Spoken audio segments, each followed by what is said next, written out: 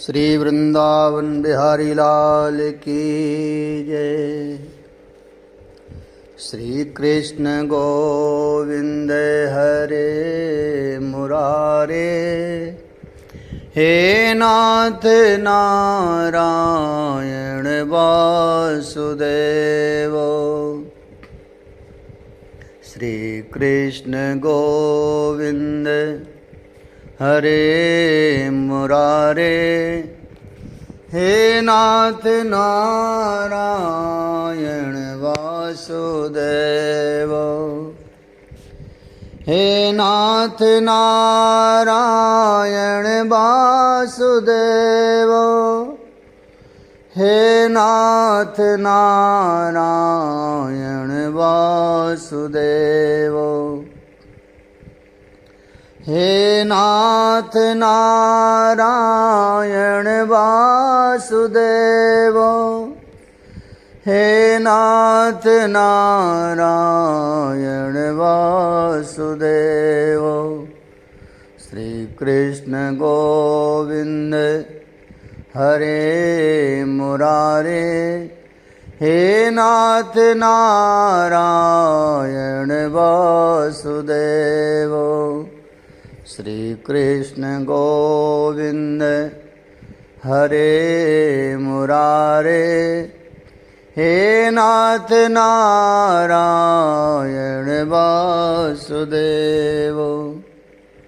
श्री वृंदावन बिहारी लाल की जय। श्री कृष्ण चरितामृतम। अरे सखी, ये हल्ला कहाँ हो रहा है? हाँ सखी, मैं प्रातः 4 बजे से ही सुन रही हूँ। कभी शहनाई बजती है तो कभी गायन की ध्वनि कानों में पड़ जाती है। पता नहीं क्या है। अरे मैं बताती हूँ। हमारे गोकुल के राजा हैं ना ब्रजराज, उनके यहाँ लाला हुआ है। सांची कह रही है तू? सभी सखियां चौंक गई। हाँ हाँ, सांची कह रही हूँ। ब्रजरानी यशोदा ने रात में ही लाला जायो है। सब सखियां उठकर खड़ी हो गईं, आनंदित हो उठीं। वही तो मैं भी सोच रही कि ये मधुर मधुर संगीत कहाँ बज रहे हो है, और गवैया कितनों सुंदर गाए रहे हैं। तुमको कछु पतो नाए, मैं बताऊं। फिर वो बूढ़ी बड़ी गोपी सबको बताने लगी। मैं तो वहीं थी, रात ते ही वहीं हूँ, सवेरे ही आई हूँ। वहाँ बधाई चल रही है। ब्रज 84 कोस के सभी गोप गोपी जा रहे हैं वहाँ। सही बात यह है कि समस्त सुखन को मूल नंद भवन में प्रकट भयो है। सखियों सुनो मेरी बात। नंद भवन में स्वयं भगवती लक्ष्मी बंधनवार लगाती हुई चल रही हैं। 8 सिद्धियां नंदालय के आंगन में झाड़ू लगा रही हैं। 9 निधियां द्वार की भित्तियों पर स्वस्तिक का चिन्ह काटती हुई चल रही हैं। पर इनकी कोई शोभा नहीं है।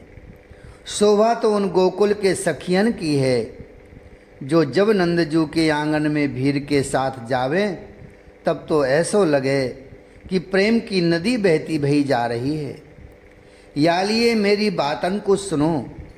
चलो नंद भवन में, गोकुल में, वहाँ सुख के निधान प्रकटे हैं। ये सब बरसाने की सखियाँ हैं। बरसाने तक हल्ला भयो तो वहाँ की सखियाँ भी आनंदित हो तैयार होने लगीं। हे तात विदुर जी, बरसाना के राजा हैं श्री वृषभान जी, उनकी पत्नी हैं कीर्ति रानी जी। ये मित्र हैं नंदराय के। तो ये भी बरसाने से चलने की तैयारी कर रहे थे, और बरसाने की सखियां भी अब तैयार होने लगी। उद्धव ने विदुर जी को बड़े प्रेम से ये प्रसंग सुनाया, और ये भी कहा कि श्रृंगार किया इन गोपियों ने। पर तात, आप ये मत सोचना कि किसी स्त्री के श्रृंगार का वर्णन क्यों सुने हम।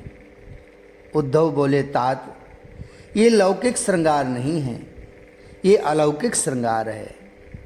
हम प्रथम भी जाकर नंद नंदन के दर्शन कर सकते हैं, पर नहीं, नंद नंदन के जो वास्तविक दर्शन हैं वो हमारे इन नेत्रों से नहीं होंगे।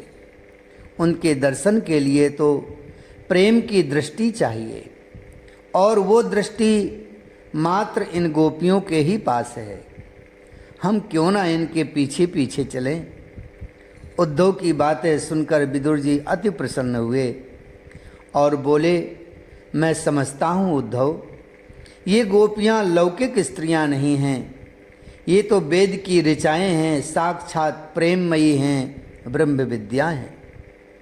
आप वर्णन कीजिए उद्धव, हम इन गोपियों के नेत्रों से ही नंदनंदन को निहारेंगे। विदुर जी ने कहा। और उद्धव अब उन गोपियों के श्रृंगार का वर्णन करने लगे थे। सुगंधित तेल का अपने देह में मर्दन कर फिर उबटन लगाया इन गोपियों ने। बादाम, पिस्ता, केसर को पीसकर उबटन, उसमें दही की मलाई भी मिलाई, फिर उसे अपने देह में लगाया। कुछ देर के बाद शुद्ध गुलाब जल को मिलाकर स्नान किया। दमक उठा था उनका वो दिव्य देह। स्वच्छ वस्त्र से देह को पोंछा, फिर चंदन का चूरा दहकते कोयले में डालकर उसका धुआं अपने सुंदर केसों को दिया, जिससे उनके केस महक उठे थे।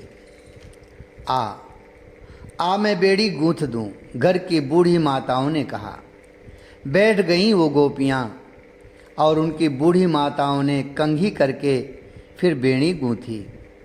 उस बेड़ी में सुंदर सुंदर फूल लगा दिए, गजरा सजा दिया। अब तो जब ये उठीं तब स्वयं ही डर गईं, सांप कहकर। उनकी चोटी अब सर्प के समान लग रही थी। उद्धव गदगद होकर वर्णन कर रहे हैं इस प्रसंग का।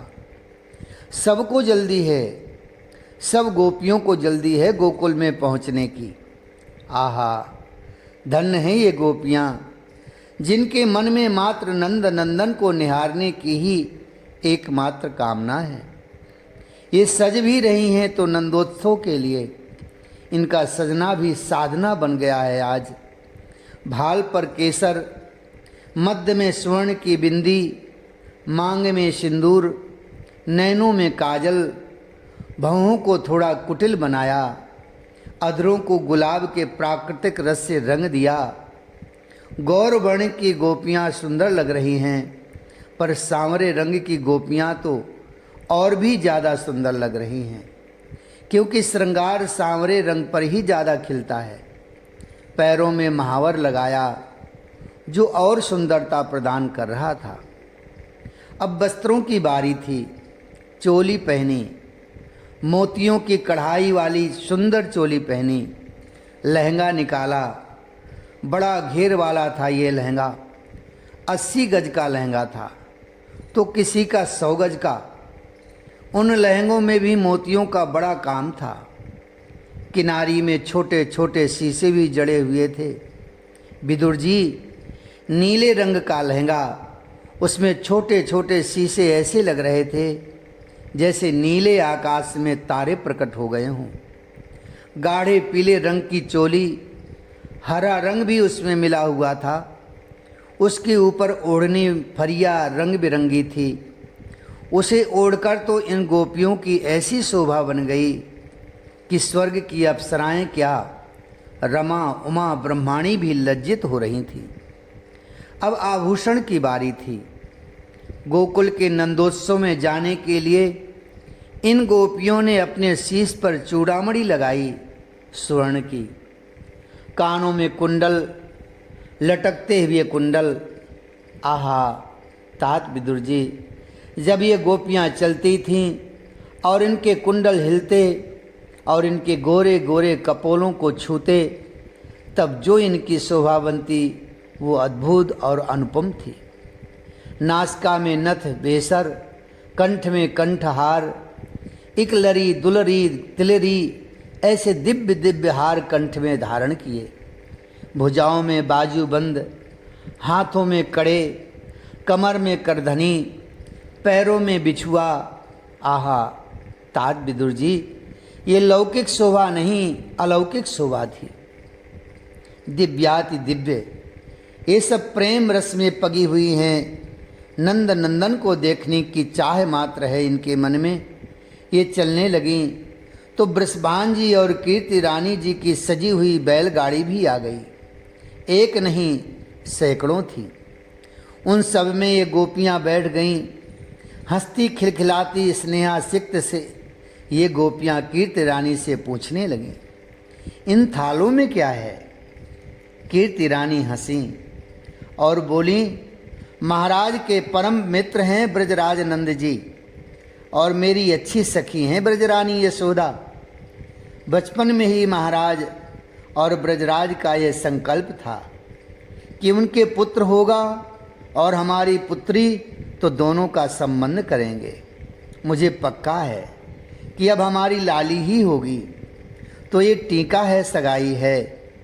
ये सुनते ही सब सखियां हंसने लगीं और वहीं बैठी बैठी झूम उठी। कितनी सुंदर लग रही थी ये गोपियां। उन्मत्त हंसते हुए नाचते हुए पहुंच गईं गोकुल, बरसाने से गोकुल। चलोरी सखी देख या में बाजत बधाई। सब गा रही थीं और नाच रही थीं। साधकों, बात है 3 वर्ष पहले की। वो महात्मा बड़े अच्छे थे। पंजाबी शरीर था उनका। मेरे प्रति बड़ा स्नेह रखते थे। वात्सल्य भाव अद्भुत था उनका। सर्दी में उन्होंने कंबल का एक चोंगा सिलाया था, उसे ही वे धारण करके रखते। एक दिन मुझे सत्संग में वो मिले। दाढ़ी बढ़ी हुई थी उनकी और कंबल का चोंगा पहने हुए। सर्दी का महीना था। मेरे मुंह से ऐसे ही निकल गया, कन्हैया आपकी गोद में बैठेगा तो ये कंबल उसे चुभेगा नहीं? वो कितना कोमल है। और ये कंबल, मैं तो कहकर चला आया अपनी कुटिया, पर वो महात्मा मुझे दूसरे दिन मिले तो रेशमी वस्त्र धारण किए हुए थे। बोले, ये नहीं चुभेगा मेरे लाला को? आहा, आपने तो मुझे अंदर से झकझोर दिया। कितना कष्ट हुआ होगा उसे। वो रोने लगे। मेरी गोद में बैठता था कन्हैया, उसको कितना चुभा होगा कंबल। उनके नेत्रों से अश्रु बहे जा रहे थे। साधकों, ये वात्सल्य भाव अद्भुत है। इसमें अपना कुछ नहीं है। सब कुछ अपने बालक के लिए करना होता है, और जब अपना आराध्य ही बालक हो तो फिर बात ही कुछ अलग हो जाती है, दिव्यता से भर जाती है। आइए चलिए उस गोकुल में जहाँ आज ब्रह्म बालक बनकर आया है। मैया यशोदा तो साक्षात वात्सल्य मूर्ति ही हैं, पर गोकुल की हर बूढ़ी गोपियों के वक्ष से दूध की धार बह चली थी। सब नंद नंदन को देखते ही स्नेहा सिक्त हो गई थी। आहा, नंद के आनंद भयो जय कन्हैया लाल की। हाथी दीने घोड़ा दीने और दीनी पाल की। रत्न दीने हार दीने गऊ ब्याई हाल की। कंठा दिए कठूला दिए दीनों मुक्ता माल की। नंद के आनंद भयो जय कन्हैया लाल की। कड़े दिए छड़े दिए बिंदी दीनी भाल की। सुरमा दीनो दर्पण दीनो दीनी कंघी बाल की। बोलो जय जय बोलो जय जय जय बोलो गोपाल की। रोहिणी नंदन बाल जय जय दाऊ दयाल की। नंद के आनंद भयो जय कन्हैया लाल की। हे तात विदुर जी, धूम मची है नंद जी के आंगन में। तभी सुंदर सुंदर सजी धजी सौंदर्य की प्रतिमूर्ति बरसाने की सखियों ने प्रवेश किया। गोकुल के ग्वाल बाल तो बस देखते ही रह गए। कितनी सुंदर हैं ये। अद्भुत रूप माधुरी है इनकी तो, पर ये कहाँ की हैं? ग्वालों ने दूसरे से पूछा तो तीसरे ने उत्तर दिया, बरसाने की गोपियाँ हैं। ये रहे बरसाने के राजा बृषभान जी और उनकी रानी कीर्ति। अरे ये तो हमारे ब्रजराज नंद जी के मित्र हैं, एक ने समाधान किया। नंद रानी तो वैसे भी स्थूल देह की हैं और फिर बालक भी हुआ है, ये तो आनंद से लेटी हैं। कीर्ति रानी ब्रजरानी के पास गई। ब्रजरानी ने जैसे ही देखा वो उठने लगीं, तो कीर्ति रानी ने रोक दिया, नहीं भाभी, तुम तो लेटी रहो, थोड़ी मोटी और हो जाओ। अब कितना मोटी और बनाओगी, वैसे भी मोटी हो गई हूँ। ब्रजरानी ने हंसते हुए कहा, क्यों, अब तो लाला आ गया है, मोटी बनोगी तो लाला को खिला पिला पाओगी, और भाग दौड़ कितनी करनी पड़ेगी अब। कीर्ति रानी हंसती ही जा रही हैं। बाहर नंद जी अपने मित्र बृषभान जी से मिल रहे हैं। फिर कुछ देर में ही अपने महल में ले आए। यशोदा जी बृषभान जी को देख घूंघट करके उठना चाहती हैं, पर कीर्ति रानी उन्हें उठने नहीं देती। ये है गोकुल का राजा। ऐसा कहते हुए बृषभान जी ने नंद नंदन की ओर देखा। नंद नंदन तो मुस्कुरा उठे, किलकारियां मारने लगे। कीर्ति रानी बोली, ये तो ऐसे हंस रहा है जैसे हमें पहले से जानता हो। कितना सुंदर है तुम्हारा बेटा ब्रजरानी, बहुत सुंदर है। मुग्ध हो रहे हैं बरसाने के ये लोग, तो फिर पक्का समझें तुम्हारी लाली और हमारा लाला। ब्रजरानी ने हाथ पकड़ा कीर्ति रानी का और हंसी। बिल्कुल पक्का, हम तो टीका करने आए हैं। कीर्ति रानी उन्मुक्त हंसते हुए बोली, तो क्या अच्छी खबर आने वाली है कीर्ति जी? हाँ समझो, पर इस बार लाली ही होगी, सब कह रहे हैं। कीर्ति रानी का मुखमंडल लाल हो गया था, वो बड़ा शर्मा रही थी। अब सोने का पालना बरसाने से आया है, सुनंदा पालना लेकर आई हैं। क्या आवश्यकता थी, वैसे भी पालना यहाँ बहुत आ चुके हैं। यशोदा जी ने कहा, अरे ब्रजरानी सुनो तो, हम बस तैयारी कर रहे थे रात में कि सुबह गोकुल चलेंगे। बस प्रातः की बेला हुई तो महाराज यमुना स्नान के लिए गए। वहाँ उन्हें एक दिव्य पुरुष मिल गया। उसने कहा, मेरी ओर से ये पालना गोकुल में दे आना। फिर बोला वो कि अपनी तरफ से दे देना। इन्होंने देखा तो बड़ा दिव्य था वो पालना। सच भाभी, ऐसा पालना हमने भी नहीं देखा है। देखो, और जैसे ही दिखाया स्वर्ण की जो पच्चीकारी हो रही थी उसमें, वो अद्भुत थी। नाना प्रकार के रत्न उसमें लगे थे, अवर्णनीय था वो पालना। एक रहस्य की बात बताऊं? कीर्ति रानी ने कहा, हाँ बताओ। ब्रजरानी भाभी, ये तो कह रहे थे कि वो दिव्य पुरुष कोई और नहीं, विश्वकर्मा ही थे। देवशिल्पी विश्वकर्मा, क्योंकि वो कुछ ही देर में अंतर ध्यान हो गए। यशोदा जी बार बार पालने को देखती हैं और आनंदित हो रही हैं। लाला सोएगा इसमें, सोएगा, लाला की ओर देखकर कह रही हैं। कीर्ति रानी ने उस पालने में सुंदर कोमल गद्दे बिछाए और लाला को लेटा दिया। बस लेटते ही लाला किलकारियां मारकर हंसने लगा, हाथ पैर फेंकने लगा। सब इस लीला को देखकर आनंदित हो उठे थे। बधाई हो बाबा। एक भीड़, ग्वालों की भीड़ चली आ रही है। सब ग्वाल बाल पीले वस्त्रों में थे, पगड़ी बांधे हुए थे और आनंद में झूम रहे थे।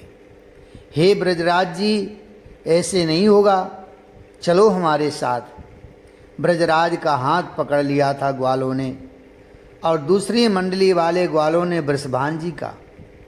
हंसते हुए नंद जी बोले, पर कहाँ ले जा रहे हो? नाचना पड़ेगा ब्रजराज जी। आज तुम्हारे घर छोरा हुआ है, नाचोगे नहीं? बाबा नंद नाचने के लिए तैयार हुए। वृषभान जी भी तैयार हुए। दोनों महापुरुष नाच रहे हैं। दिव्य छटा हो गई है चारों ओर।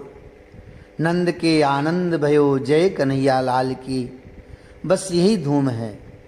सब यही गा रहे हैं, आनंद में डूब गए हैं। तभी एक ग्वाले ने आकर दही की मटकी बाबा के ऊपर डाल दी, दूध की मटकी वृषभान जी के ऊपर डाल दी। अब तो नंद के आंगन में आनंद फैल गया था। चारों ओर आनंद ही आनंद। दही नंदालय में घुस घुस कर मटकियां ग्वाले लाने लगे। दही से नहीं हुआ तो उसमें हल्दी डाल दी ताकि पीला रंग हो जाए। बस एक दूसरे के ऊपर डालना शुरू कर दिया। कीच मच गई। पर अब तो उसी कीच को उठाकर ग्वाले एक दूसरे में फेंकने लगे। ब्रजराज हंसते हुए वृषभान जी से बोले, अब ये लोग बावरे हो रहे हैं, चलो दूर से इनकी ये लीला देखते हैं। ब्रजराज और वृषभान अट्टालिका में चले गए और वहाँ से आनंद ले रहे हैं इस उत्सव का। अब तो ग्वालों ने माखन के गोला बनाए और एक दूसरे के मुख में मारने लगे। सबका मुंह माखन सा सफ़ेद हो जाए, ये देखकर सब हंसे। हंसते हुए वहीं दही की कीच में लोटपोट हो जाते। एक बुढ़िया आ गई। तभी उस बुढ़िया के मुख में दांत नहीं थे, पोपली थी। वो गोकुल की नहीं थी, पास के गांव से आई थी। उसको कुछ समझ में नहीं आ रहा था कि ये सब क्यों, क्या हो रहा है। उसने दूर से ही पूछा, का भयो है? बस जैसे ही मुंह फाड़ के बोली, का भयो है, एक ग्वाले ने बुढ़िया के मुख में माखन को गोला ऐसे तक के मारो कि माखन तो सीधे मुंह ते पेट में ही चलो गयो। आहा! बुढ़िया बड़ी खुश हो गई। फिर बोली, का भयो? ग्वाला बोले, तेरो मुंह मीठो ना है भयो। बुढ़िया बोली, मुंह तो मीठो है गयो, पर यहाँ कहाँ भयो? लाला भयो है, ब्रजराज के लाला भयो है। ग्वाला ने उत्तर दियो। बुढ़िया तो नाचने लगी। ऐसे लाला रोज ही होयो करें, जाते रोज ही माखन खाएवे को मिले। इस दृश्य को देखकर सब आनंदित हो रहे हैं। सबको ऐसा लग रहा है कि लाला नंद जी के यहाँ नहीं, हमारे यहाँ ही आयो है। पर हे तात विदुर जी, वो बुढ़िया कोई साधारण नहीं थी, साक्षात ब्रह्म विद्या थी। वो तो उन्मत्त होकर नाचने लगी। यशोदा जायो ललेना, मैं बेदन में सुनी आई, मैं बेदन में सुनी आई, पुराणन में सुनी आई। यशोदा जायो ललेना, मैं बेदन में सुनी आई। सब नाच रहे हैं, गा रहे हैं। विदुर जी सुनिए, आप श्री कृष्ण को अपना बालक मानते हैं तो भूल जाइए कि वो आपकी रक्षा करेगा। आपको उसकी रक्षा करनी है। साधकों सावधान, भाव पक्ष ईमानदारी से निभाना पड़ता है। बात है करीब 2 वर्ष पहले की। गुजराती परिवार था वो, और वैष्णव भी। वहाँ एक मैया रहती थी। हम रात्रि में पहुँचे थे उनके घर। महाराष्ट्र के सांगली जिला की बात है ये। हमें देखकर वो बहुत भावुक हो गई। मेरे लाला के गांव से आए हैं आप मेरा लाला आपको देखेगा, उसे बहुत अच्छा लगेगा, वो बार बार कह रही थी। पहले तो हमें लगा इनका कोई बालक होगा, पर वो अपने मंदिर में हमें ले गईं और अपने लड्डू गोपाल जी को दिखाने लगी और मुझसे बोली, जगा दूं? मैंने कहा, रात्रि के 11 बज रहे हैं, सोने दीजिए। पर उनका हृदय नहीं माना। वो बोली, आप लोग ब्रजभूमि से आए हैं, आहा कितना खुश होगा मेरा लाला, जगा देती हूँ। फिर उन्होंने जगा ही दिया। साधकों, मैं सच कहता हूँ, मेरे साथ जितने लोग थे सबको लगा कि हाँ कोई सो रहा था, उसे जगा दिया गया है। हमने साष्टांग दंडवत किया तो मैया हंसने लगी, कहने लगी, ये क्या कर रहे हैं आप लोग तो मेरे लाला को आशीष दीजिए, इनके सिर में हाथ रख के कहिए कि जीता रहे। वो गुजराती मैया अद्भुत थी। मुझे उन्होंने ही बाद में बताया था कि उनके 5 बेटे हैं और सबको बराबर संपत्ति का बंटवारा कर दिया है। पर मुझे बाद में पता चला कि उनके तो बेटे 4 थे, 5वां ये श्री कृष्ण को मानती थी। और आश्चर्य ये कि अपनी संपत्ति का बंटवारा भी इन्होंने बराबर किया था। हम सब का हाथ उन्होंने अपने कन्हैया के सिर में रखवाया था और कहा था, आप आशीर्वाद दें, ये जुग जुग जीता रहे। अब बताइए, इस साधना से बड़ी कोई साधना और है? जप तप तीर्थवास, इस साधना के आगे कुछ नहीं है। मान लो ना गोपाल को अपना, फिर देखो वो तुम्हें कितना प्यार करता है। चलिए उसी गोपाल की भूमि में जहाँ उसका प्राकट्य हुआ है और फिर जो उत्सव चल रहा है उसका वर्णन हम क्या कर सकते हैं। ना हमारे हजारों हाथ हैं, ना हजारों मुख हैं। हे तात विदुर जी, गोकुल आजकल एक अद्भुत आनंद सिंधु में डूब गया है। ये श्री कृष्ण का अवतार थोड़े ही है, ये तो आनंद का अवतार है। किसी को पता नहीं कि कब दिन हो रहा है, कब रात। किसी को खाने की भी परवाह नहीं है। बस आनंद ही आनंद छाया हुआ है उनके मानस पटल में। उद्धव इस प्रसंग को कुछ आगे बढ़ाते हैं। सुनंदा भुआ लाला को लेकर खड़ी हो जाती हैं, क्योंकि गोकुल की बूढ़ी बूढ़ी गोपियां अब आ रही हैं और इन सबको लाला का मुख देखना है। तो सुनंदा लाला को पालने से उठा लेती है और गोद में लेकर यशोदा जी के बगल में खड़ी हो जाती हैं। आहा यशोदा, ये है तेरा लाला, बड़ो ही सुंदर है।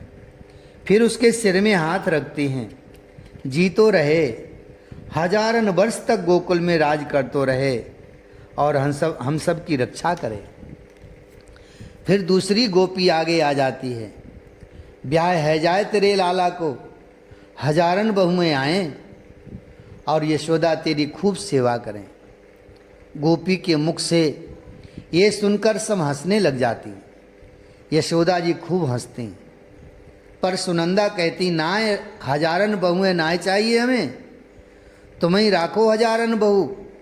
सुनंदा बोल देती, ऐसो कोई आशीर्वाद होयो करे। लाला के सिर में हाथ रखकर एक गोपी कहती, बड़ो है जाए तो कंस से हमारी रक्षा करियो। एक गोपी कहती, अद्भुत लाला जायो है यशोदा तेने। तब यशोदा जी के नेत्रों से अश्रु गिरने लगते।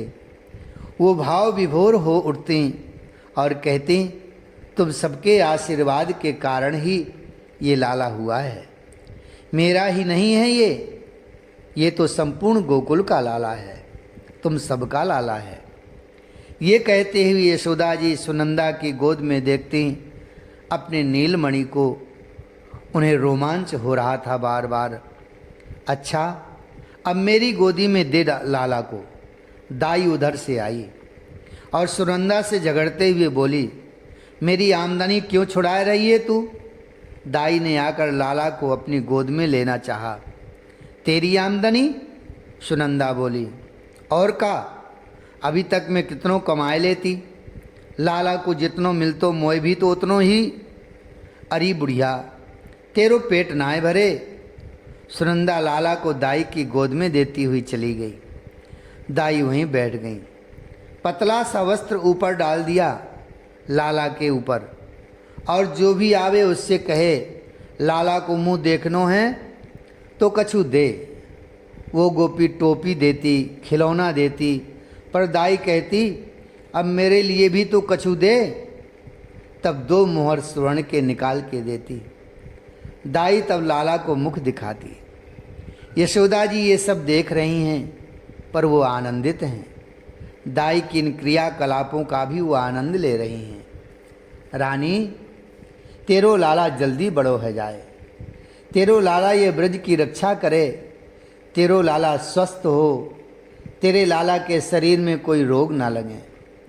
यशोदा जी इन सब की ये आशीष सुनकर गदगद हो जाती, पर पता नहीं क्या हुआ, हृदय में वात्सल्य सिंधु एकाएक उमड़ पड़ा यशोदा जी के, और दाई की गोद से लेकर लाला को दूध पिलाने लगी। दूध भर गया था वक्ष में।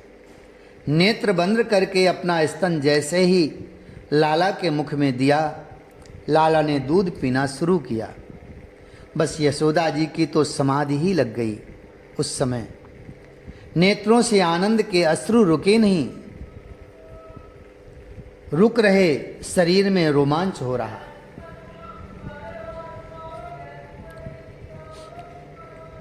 लाला ने एक स्तन को मुख में रखा और दूसरे स्तन को हाथ में लिया है,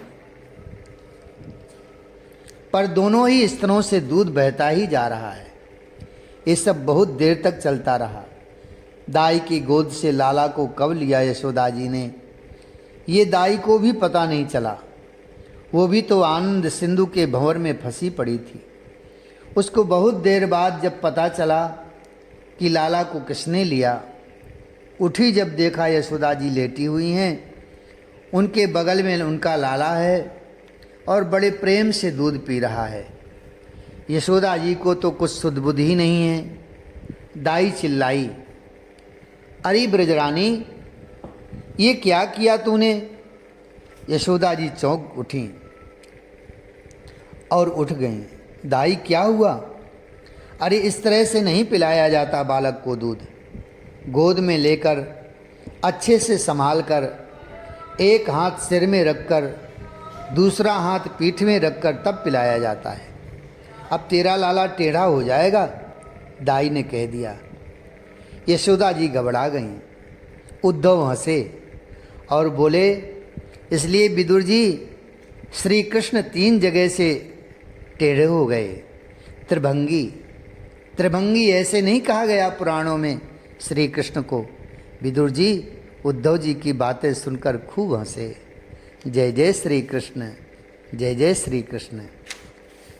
श्री वृंदावन बिहारी लाल की जय, श्री यमुना रस रानी की जय।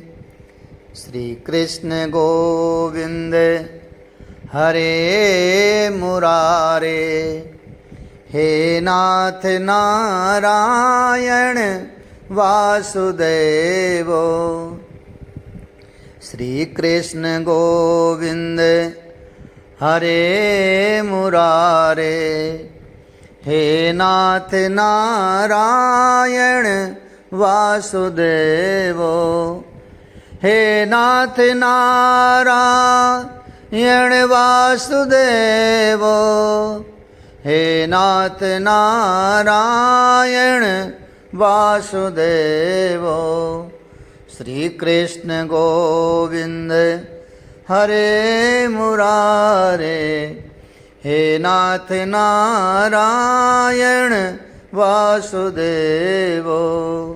श्री वृंदावन बिहारी लाल की जय, श्री राधा वल्लभ लाल की जय, श्री बांके बिहारी लाल की जय, श्री यमुना रस रानी की जय, श्री गिरिराज जी महाराज की जय। जय जय श्री राधे श्याम, जय जय श्री राधे श्याम, जय जय श्री राधे श्याम।